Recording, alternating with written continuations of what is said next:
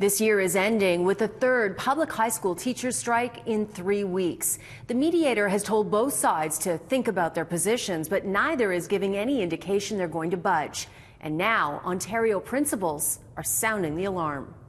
Board says cut back. We say fight back. This time, teachers at 10 boards went on strike, including the Waterloo and York boards, with picket lines set up at the Education Minister's riding office in King City. 21 years teaching, I've never been on strike. So what do you make of this? Sad. It's sad. I'm sad.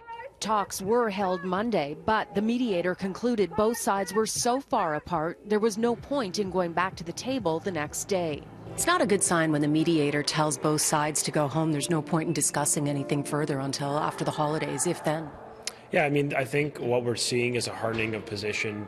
The same three issues remain: increased class sizes, the introduction of mandatory e-learning, and the government's 1% cap on wage increases. The union is asking for roughly 2%. Mr. Ford needs to cancel the cuts. So I'm asking the Premier once again, please, Mr. Ford, cancel your cuts.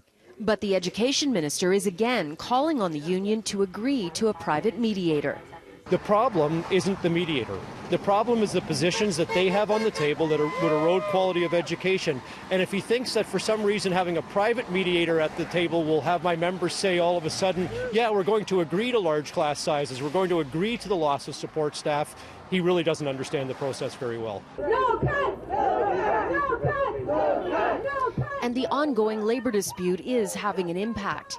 In this letter to the Education Minister, the Ontario Principals Council stated it is not business as usual in schools and asked that this January standardized grade 9 math test be suspended and elementary report cards replaced with a letter, while calling for more funding to hire staff to input grades for high school report cards.